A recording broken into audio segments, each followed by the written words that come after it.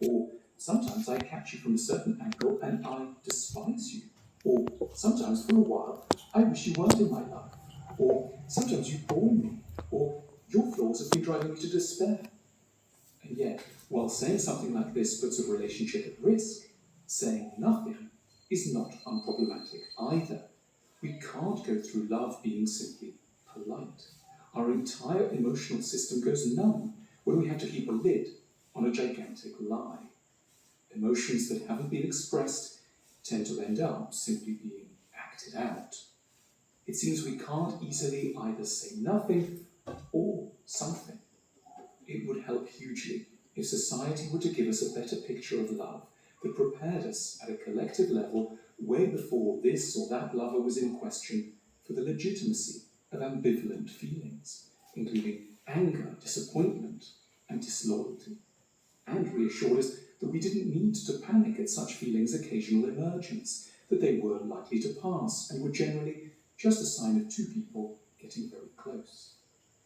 The greatest favour we can pay our lovers is to allow them, so long as there's never contempt or violence in the mix, to hate us a lot sometimes. The people who are the experts at this are parents of 3-year-olds. When a small child says, "Mummy or Daddy, I hate you a lot today," parents do what we should all generally do. They manage not to take it personally. They understand instinctively that love is very complicated. They don't hold honesty against a person whom they know is fundamentally good and kind. They know the mood will alter. And most importantly, they remember how often they have felt exactly the same.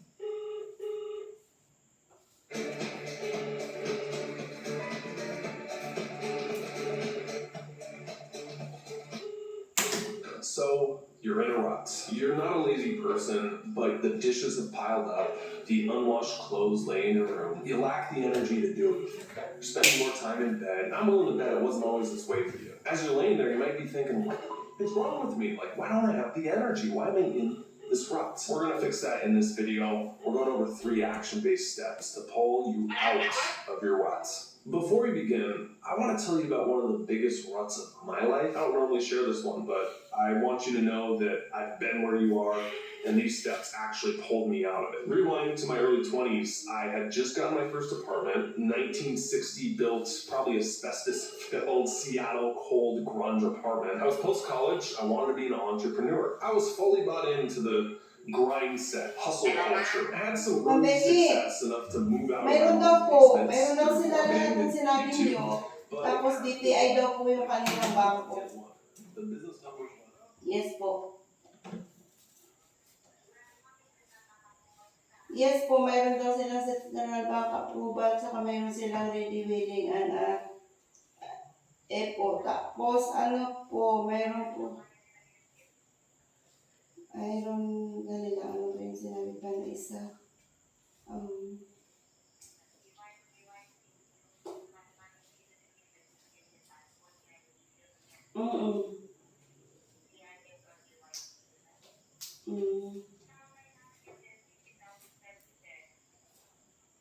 Sige, sabihin ko po na gusto niyo makipag-usap sa kanya.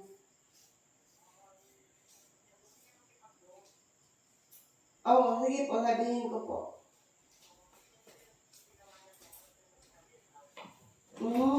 Eto, sensya.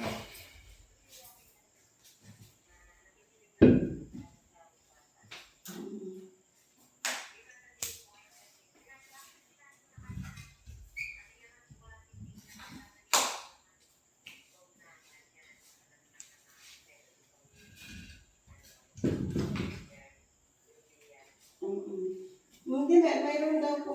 Sige, tanungin ko po. Sige po. Sige.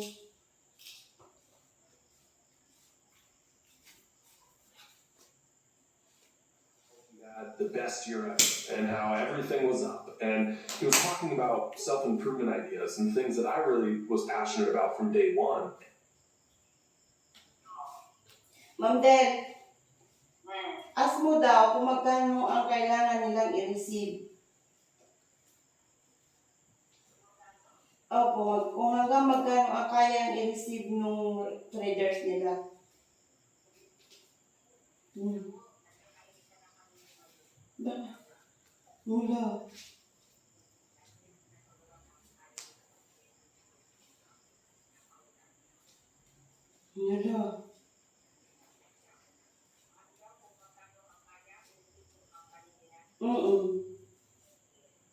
Sige. Sige.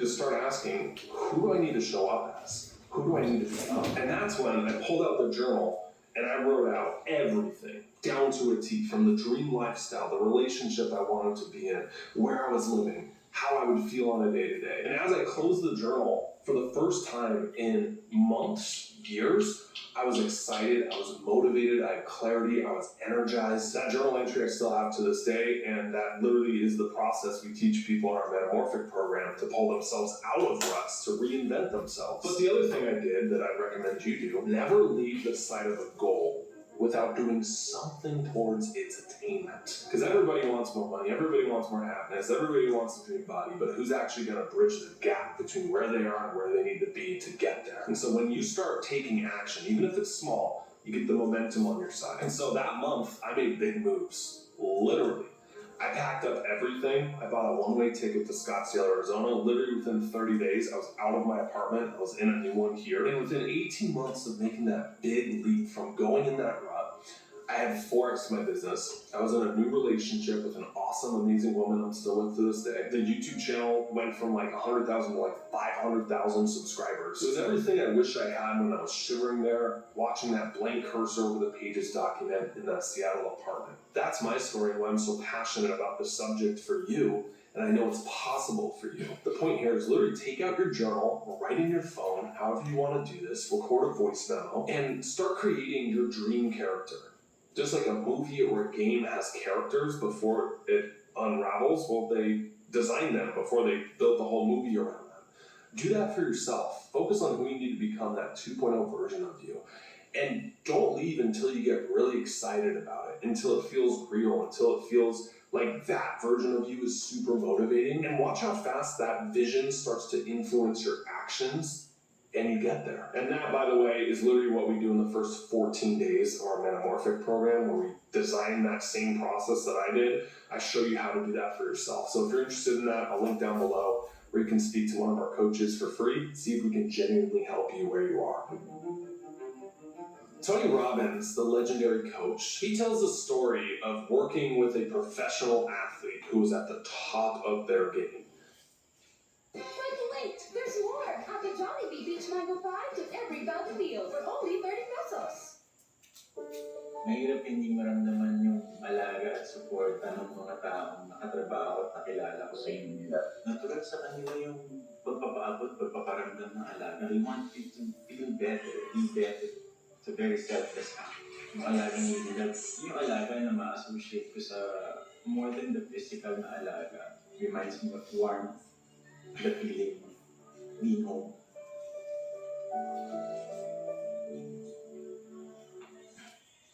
They were literally winning championships. They had all these titles. And then a rut happened to them. So she called Tony Robbins and he asked her a ton of questions. When were you at your best? What exactly were you doing? He brought out tape and they watched it and they analyzed it and they said, okay, what was your training like? What was your diet like? What was your mentality like? Walk me through everything you were doing in this championship game that you won. I totally blank on how it ended, but knowing Tony, it was probably like, she won 8 more championships and dominated the competition. The point is using that same strategy for number 2 here to pull yourself out of the ruts. Reconnect to the old you. Take inventory of when you were at your peak. What were you doing? What was your lifestyle like? Sometimes pulling yourself out of a rut isn't necessarily doing something new. It's reconnecting to what you did in the past when you were crushing it. Think back to your college days. A lot of people I've spoken to on the phone, they're like, dude, I just want to get back to the version of me I was like in my college days when I could take on the world? Well, literally analyze your old self. What was your mindset like? What were your beliefs like? What was your lifestyle like? What were you consuming mentally, educationally? For me, YouTube videos. Sometimes I'll go back and watch the raw footage of videos that performed really well. And I'll analyze myself when I feel in ruts creatively. I'll be like, what was I doing there? What books was I reading? And I'll go back and read some of those same books and it amps me up. That's professionally, but what if you're in a personal rut? You know, where you just wake up and it's just kind of like, you know, everything externally is fine, but internally I'm just not feeling it. I'm willing to bet that you've stopped doing a lot of things that made you. Like literally just think back to some of the hobbies you used to have. Are you doing any of those right now? Or are you too busy? Or does it feel like nothing's gonna come out of that? You know, sometimes it's okay to just have hobbies and interests, not because you're trying to be the best at them, not because you're trying to make a business out of them or monetize them or be an influencer with them, but just because it's fun to do. Did you skateboard back in the day? What bands did you listen to? Maybe it's music, maybe it's a specific type of art. Maybe it's 2000s comedies that light you up that you were obsessed with. For me, this is drumming. I toured professionally, and now that it's kind of the off season, I forget to do it. I'm fine for like a week or two without it, but then I notice like a part of my soul starts to wither away if I'm not drumming and playing music and connecting to that part of me that's been doing it since I was 11, 12 years old. Literally just sit down and list out, what did I used to do that interests me? Okay, what if I tried doing that today? Force yourself to do it because you loved it at one point, so I'm willing to bet it'll light you up again. Sometimes pulling yourself out of a rut isn't something new. It's about reconnecting to something old. But there's one final piece to pull yourself out of this rut, and it's something you can even use tonight. Let me set this up for you. One of my favorite psychologists, Daniel Gilbert, taught at Harvard, has written many books, published lots of research. He has this really cool study I want to tell you about. He essentially went to a university campus and he found students. And he's like, congratulations, you won a free dinner. They're like, me? Really? Oh, it's my lucky day. I never win anything. Great. When do you want the dinner? How about in 3 days from now? Okay, 3 days from now. Thank you. Hey, you want a dinner. When do you want it? A week from now. Okay, a week from now? Alright. What he found is that people would purposely delay the thing they want, which doesn't make sense from a hedonic standpoint. Like, if we're all instant gratification machines and you win something, shouldn't you want the reward as soon as possible, like tonight? People actually prefer delaying the pleasure of that dinner a little bit because they got something to look forward to. And that it's that anticipation of something coming down the road is actual real pleasure as much as experiencing the thing when it happens. In other words, you get dopamine